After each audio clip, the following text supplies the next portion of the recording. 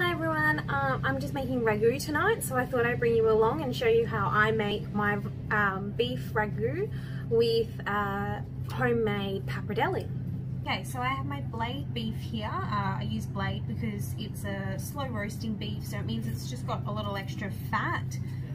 So as it cooks, that fat dissolves right into the sauce, which makes it quite nice and succulent. So I'm just going to take off the big sinew parts. So the sinew parts are this stuff here that's got like a little bit of a silvery tinge. This fat here on top is actually fine. It's actually going to melt down. It's like a harder fat. But this one here is sinew, so that won't break down. So we want to completely remove that and cut it into small chunks. I've just cut a couple into diced cubes, so just about 5 centimeters by 5 centimeters. We want them a little bit chunky because it is going to break down, but I thought I'd just show you quickly how I cut my steak up. So I've cut it up into sirloin kind of size pieces, so you've got about a 5 centimeter kind of thickness there. And then what I'm just going to do is just going to cut it up into pieces, into those little chunks, so it's easier to braise off. Okay, so I've cut everything up into small chunks. I've just got my homemade Tuscan spice mix, so I'm just going to cover this, and then basically all I'm going to do is chuck this into a pot. It's already got a little bit of oil and that's on a medium heat. I'm just going to chuck that into a pot and let that braise for about 2 hours. Now while that's braising off and starting to get a bit of colour on it, we also want to add the vegetables to it as well, so that adds a little bit more flavour. So we're just going to add a bit of capsicum, carrot and brown onion. So we're just going to take the seeds out of the capsicum. So, and we also want to take this stuff off here as well, because that's actually quite bitter in the capsicum, which isn't a very nice taste. When you cook something out, you don't want those flavours developing. So we're just going to dice all this into just a rough dice. It doesn't have to be perfect. So we're just going to do that. I like using a couple of different colours in capsicum because it brings out those nice vibrant colours. Even for it to be cooking out a bit longer, you've got the red and the green, which have a bit of a contrast. So we've got the capsicum, more capsicum. Again, we want to take all that white stuff out because again, that's nice, bit bitter.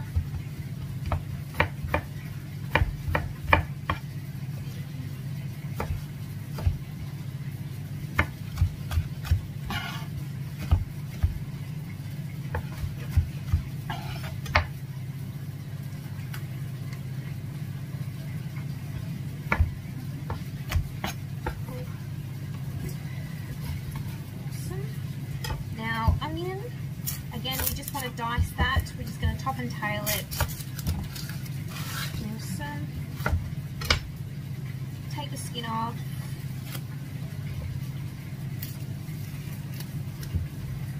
So the recipe and the portions and the ingredients, weights and all that will be in the description below. So just take that out if you want to follow along with me. So that's just the onion, nice and chopped. Now with the carrots, I don't personally take off the skin if I'm braising, just because the skin itself actually has a fair bit of nutrients which we want in there. So taking off the skin actually doesn't do anything. As long as they've been washed, that's all that matters. I just take off the top part that's got that little stem there. Realistically, that's edible, so you don't actually need to take that off if you don't want to. There's nothing wrong with eating that. Yeah, so also make sure you've got something underneath your board because that'll help your board stabilise. Unfortunately, I don't think mine's quite big enough because it's kind of swishing around on me a little bit there. So again, we're just going to dice this carrot. Perfect. Awesome. Just a rough dice, it doesn't have to be perfect. Awesome. Now I've got my bowl of vegetables. I'm just going to add that to my braised beef and let that sit for 2 hours, just slowly stirring every 5-10 minutes just so it doesn't stick and burn on the bottom. And I'll see you back in 2 hours. While we're waiting, we're going to make our pappardelle pasta. I have already made this. Unfortunately, I didn't record the first time I made it, and I don't want to make it again because otherwise it's going to be wastage. So I'm just going to walk you through on how I made it. I used 2 eggs, half a cup of water, and a tablespoon of oil, with a kilo of flour. So basically I just made a nice tower of pyramid, if you want to call it, of flour, and then what I did was I made a well in the middle, put my eggs and my oil and my water in, and then basically just kept folding it in together until it started forming a dough, and then I just started kneading it.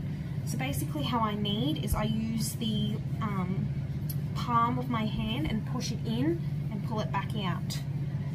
So basically all that's doing is developing the gluten within the pasta, which then makes it elasticity and helps it stay together when it is in the water.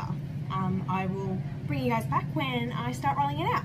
Okay, so now we're going to roll out our pasta. So I'm just going to make this into a more manageable size part of pasta to roll through the roller. You can get these rollers anywhere online, or even at your local hospitality warehouse kind of place. Basically they're everywhere. So we're going to roll it out to a number 5 on this little dial. So this little dial controls the thickness of the rollers in between. I've just floured this with a bit of extra flour so it doesn't stick. I'm going to roll my pasta through. Oh, I might have to push it out a little bit more. Perfect. There we go. It's going through now.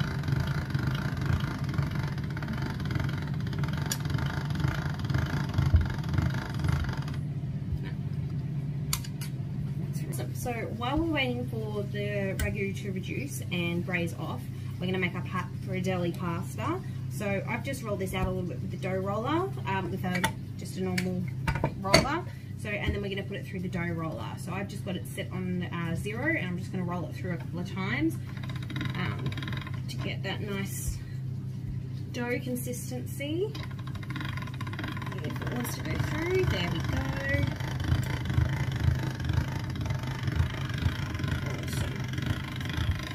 Perfect. And then we're going to roll it through again.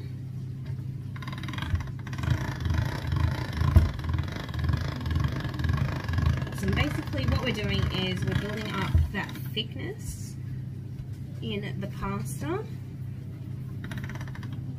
And it comes nice and smooth when you put it through a couple of times. Oh, there we go. Didn't secure it to the bench properly, so we'll roll this through. Let me secure it back to the bench real quick. Yeah, I might have to. No, we've got it there. Awesome. So, I'm just going to roll it through once more. Maybe a bit slower this time. Awesome. Perfect. Once more, and then I'm going to start bringing it back down in thickness. The setting on here I want to get to is the 3rd setting, I believe. Awesome. Run it through once more. Awesome. We'll just run that through until we get to the 3rd setting on here, and then I'll bring you back when I'm cutting it. So I've given you a bit of a close-up view on the pasta. So basically what I'm going to do is I'm just going to cut it. I've just got a little serrated knife here. It doesn't have to be serrated, but just as long as it's blunt. This is one of my blunter knives, so I just use that on something because I'm cutting straight onto steel. You don't want to use a sharp knife for that, or any good one. So this is just a little Victorinox that I have just laying around. So pappardelle is quite thick traditionally, so what we're going to do is we're just going to cut it into strips, and I want basically about the maybe 5-6 centimeters again. Awesome. And then that last piece I'm just going to halve. Awesome. And then all I'm going to do is I'm going to halve it, and then basically what I'm going to do is I'm going to hang it just like that. I've got a little rig thing set up over on the side. I'll post a photo on my Facebook and Instagram of it. but that's basically what it'll look like when it's hanging. So you'll have a couple of things like that. So you want to dry it out a little bit. Plus it is a little bit thick, so where's the camera? There it is. Let me focus. I don't think it's going to focus because it's just on my phone. But it's about a mil thick. So that's basically the thickness you want. So it was number 3 on the pasta maker, the thickness, the dough roller, sorry. So yeah, I'll bring you back when I cook the pasta. Okay, so my ragu is now done. It's ready to go. I need to add my stock to it. So you can see on the bottom there it's kind of catching a little bit. That's what you want. You don't want it to burn. You just want it to be like a nice dark caramelized brown. So basically I'm just going to add 2 litres of beef stock that I've made up before. You can just get the stuff from Woolworths if you really want, or Coles, but I make my own stock here because I'm at a restaurant, obviously. So I'm just going to put that back on the stove for another 2 hours and I'll see you back then. Okay, so this is my ragu. It's reduced by half and now I'm just thickening it up. I've put a little bit of tomato paste and red wine, about a cup of red wine and about a tablespoon of tomato paste. Now all we want to do is let it thicken up a little bit more. So we're just going to let it reduce probably by half again and then it'll be ready to serve.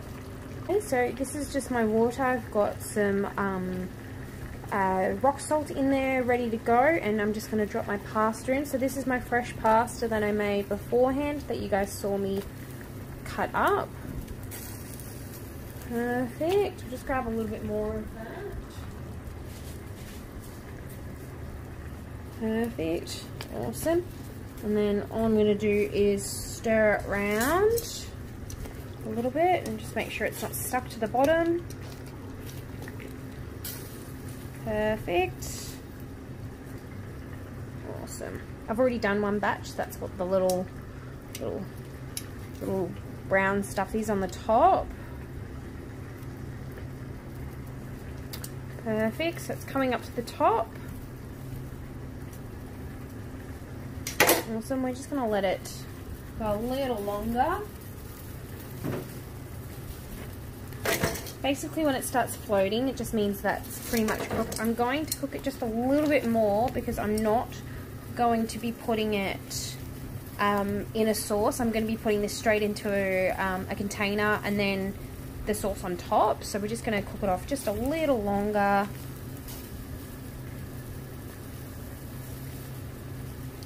Perfect. I'll reduce that heat and then I'm just going to take it out. Awesome.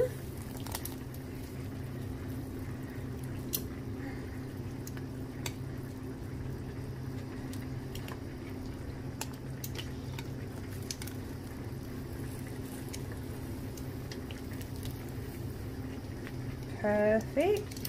Then so here it is in the bowl, ready to go. We're just going to put a little bit of my herbed oil, just a bit of herbed olive oil so it doesn't stick to each other. So I'm going to take it over here. Cool. And then what we're just going to do is we're just going to toss it just in that oil ever so lightly, just so it doesn't stick to each other. And then that's ready to go straight into the container and the sauce on top. I'll show you guys that when I'm ready up to that stage. Okay, so we've finished it off. This is nice and thick now. I'll just give you a bit of a look. So that's nice and thick now. So that's come out quite nice and lovely. So what we're going to do is we're just going to season it. Always make sure you taste it beforehand. I already have. I've just added about a tablespoon of salt, and now I'm just going to add pepper. I always like to add fresh cracked pepper to my meals just because, I don't know, it just tastes better. I've never really been a fan of the powdered stuff. The salt, neither here nor there, but the cracked pepper is quite nice. Even just getting cracked pepper in a bag is nicer than I think the powder stuff. I'm just going to give that a bit of a stir. Awesome. And then I'm just going to try a little bit.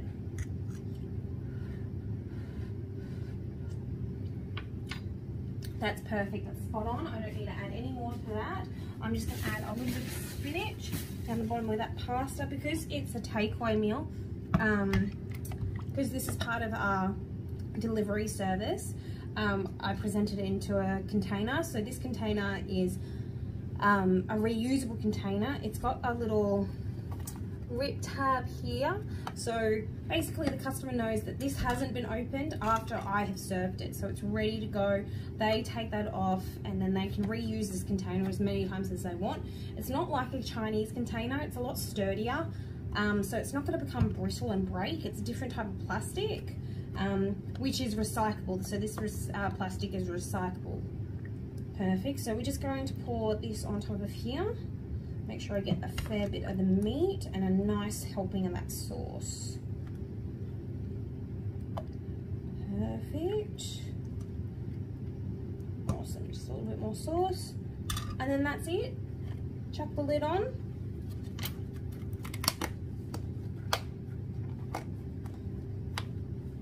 And that's our beef ragu. I hope you enjoyed this tutorial, I guess, or how-to, however you want to pronounce it.